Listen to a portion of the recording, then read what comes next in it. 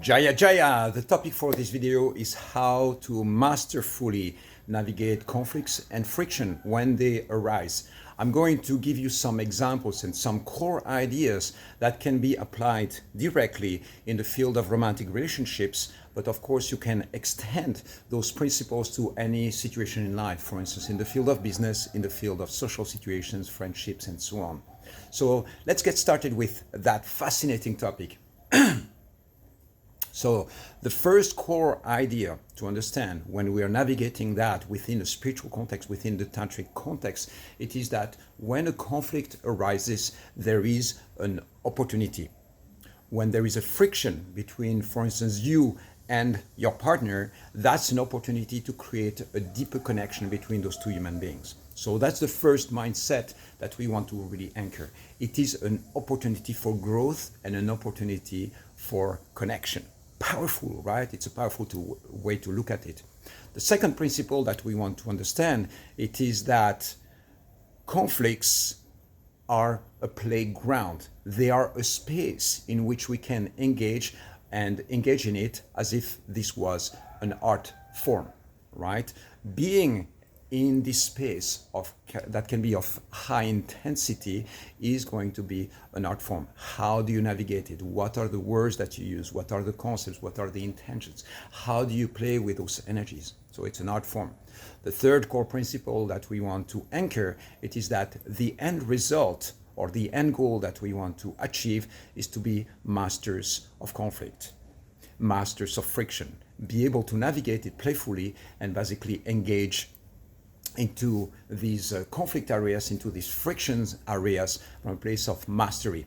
And to become a master at anything, of course, we need to play a lot with that. We need to engage into it. We need to have lots of practice. And one of the best areas where we can practice conflict and friction mastery is precisely in the field of relationships. This doesn't mean that we are going to be seeking conflict, but it means that when, for instance, we are in situations in our romantic life or life in general where conflicts tend to arise, instead of running away from these conflicts, we are going to face them, discover them, play with them. Okay? So those are the general core ideas.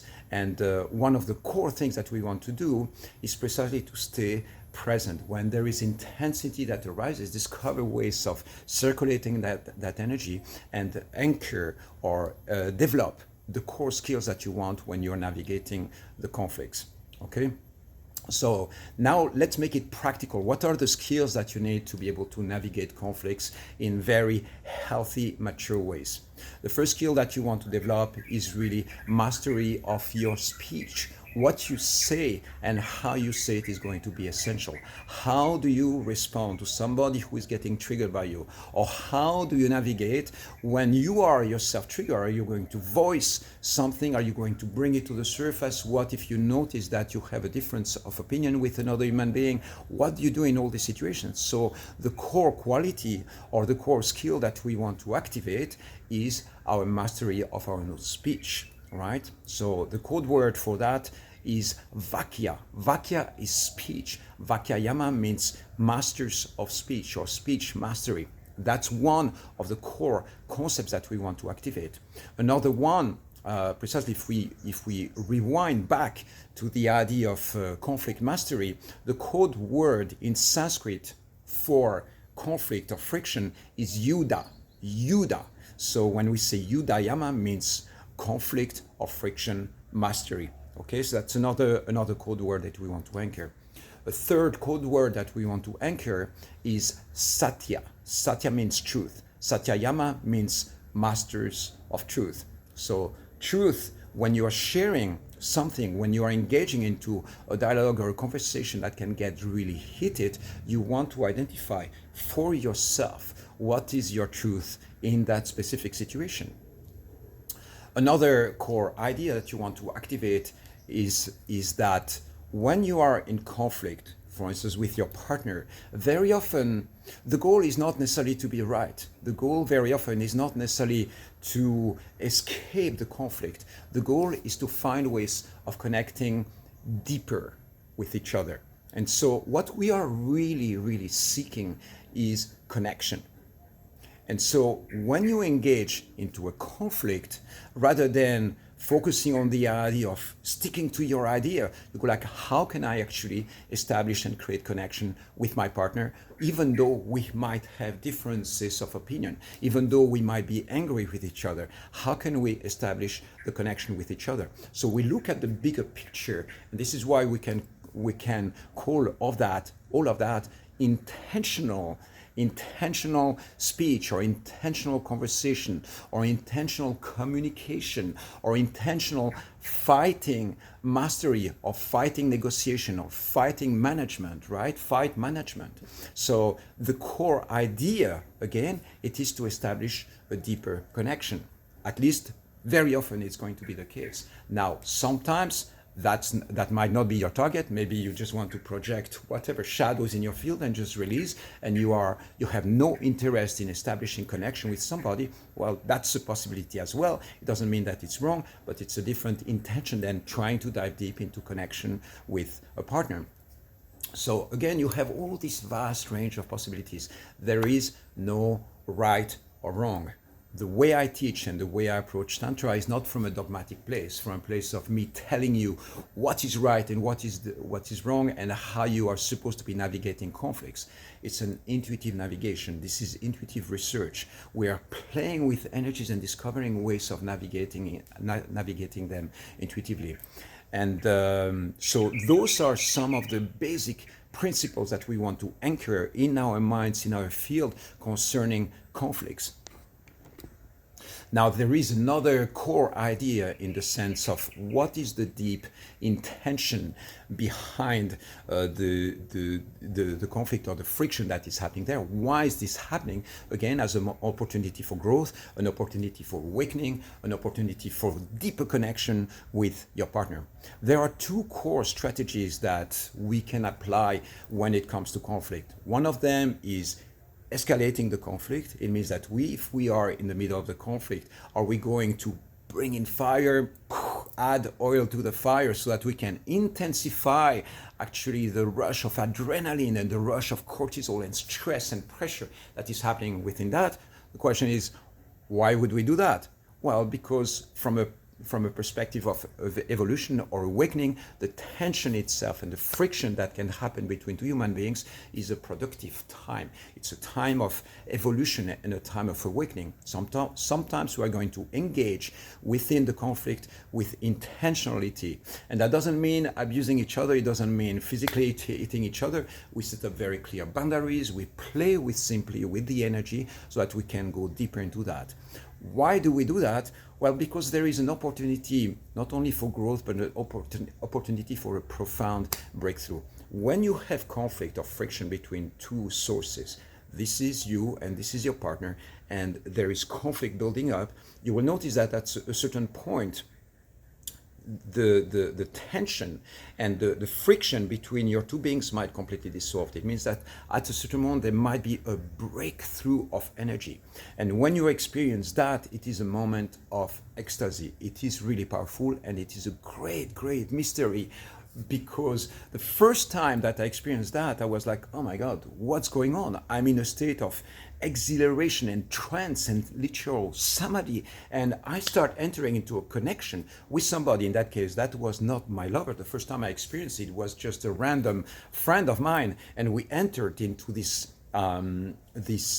conflict intensification consciously. We decided to go for it because we had a hint about it, and it's a technique that we had been, kind of learning about a little bit, but it was not clear. So we went for it, and after 15 minutes of high intensity conflict where we were insulting each other and throwing at each other, horrible things that might look horrible. People were like watching us and they were like, what are you guys doing?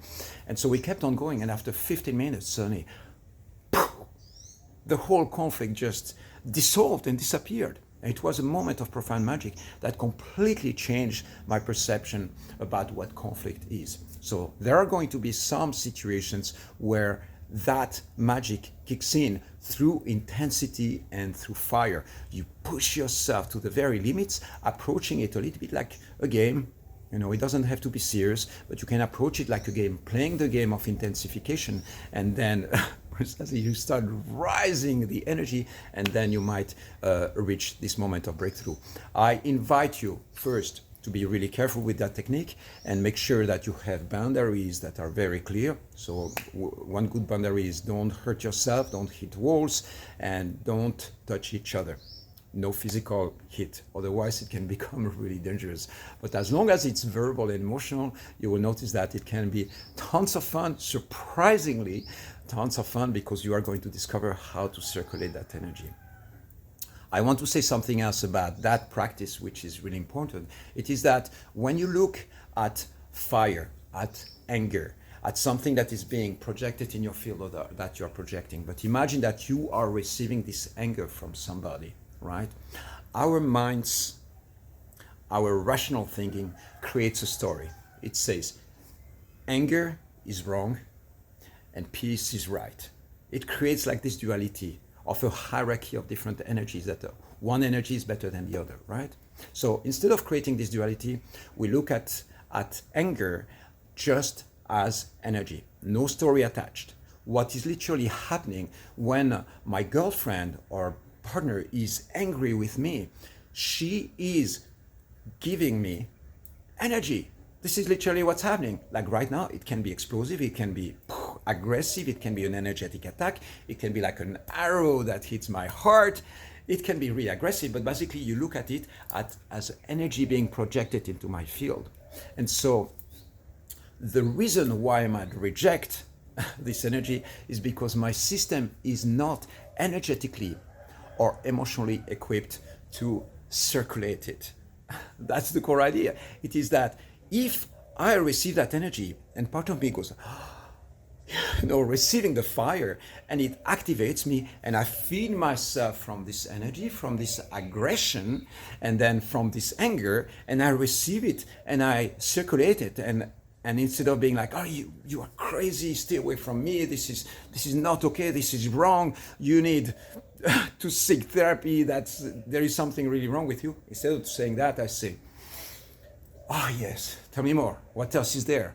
What else is there? Tell me more. Keep going. Keep going. Yes, I can feel you. I feel your anger. Thank you for your gift. All right. It's a radical change. Thank you for your gift. Do you realize what just happened? Suddenly we transmute it and completely change, reframe what's happening. And suddenly, instead of this being like a conflict between energies and something trying to hit me, no, I receive the energy and I circulate the energy and then I give it back. And then suddenly we have this play of energy that is really powerful and intense. Okay. So this specific set of strategies of building that connection through intensity, that's an escalation of the conflict. It's like literally we see it and we go like, great, let's build up the fire and it's going to be fun. Again, nobody's going to get hurt in the process. I mean, if you don't know how to circulate the energy and your partner says something that is really nasty, it might hit your ego and might be really painful to receive. But it's a practice. You have to start really slow, okay? Don't go into the sensitive things that might be really hurtful, but you start with something slow. I'm really angry with you right now. Oh, yes, you are. And then you keep on building it up. So this is escalation. And there is another approach, another way of mastering conflict, which is de-escalation. There are going to be some situations where the escalation is not appropriate. You might be in a public place, you might be in a restaurant, you are surrounded by people. Now is not the right time. Or you're driving your car back from a party, back from an event, going back home, and your partner decides precisely that this is the right time to start attacking you or being angry with you or diving into intensity over something that happened that evening. So you have to be really smart. There are certain contexts where it's not going to be appropriate to have an escalation. So you want to de-escalate. You have to be really smart with that. And so timing is really, really important. If you are not emotionally available, you don't have energy, it's middle of the night, you just want to sleep, you have to wake up early the following day, now is not the right time to engage into an escalation. So you want to de-escalate. And how do you de-escalate? You are going to give your partner a boundary, or you are going to receive a boundary from your partner. In that case, for instance, if the anger is being directed at my system, I look at my partner, I might say something like, wow, it looks like you are really angry right now, and I love you and I have no desire to fight with you right now. I hear you. I know. I know. I can see that there is some fire. Listen, right now, I don't have the capacity to do that with you. I love you. I really want to dive deeper into what you're suggesting over here, but let's create a safe space tomorrow, after tomorrow, later this week, where you can really voice what you have to voice. I want to hear what you have to say, and now is not the right time, right? So this is a de-escalation. Another de-escalation in the context where, for instance, we might have an argument or difference of opinion on something. A very simple way to voice it. It looks like my experience of reality is different than yours. I respect your experience of reality, and my experience is different than yours. And that's perfectly okay. You see, that's an instant deflect. I don't give you the right to tell me what to think, and I don't want to tell you what to think. You have a certain belief system that I honor and respect, right? And I want to be respected as well. That's it. Freedom of thought. That's a beautiful thing. We don't have to be dogmatic and we don't have to agree on everything. The choice that you make are your choices. The choice that I make are my choices. Of course, there are subtleties and around all that. But basically, those are techniques of de-escalation. So you have, again, escalation and de-escalation as two core pathways or strategies on how to engage into all that. There is so much more to say. This is really a vast topic. We're not going to cover that in a less than 20-minute video, but basically you get an overview picture now about how to navigate all that and what it might mean into your field. That's it for now. Enjoy, and I'll see you soon for another video.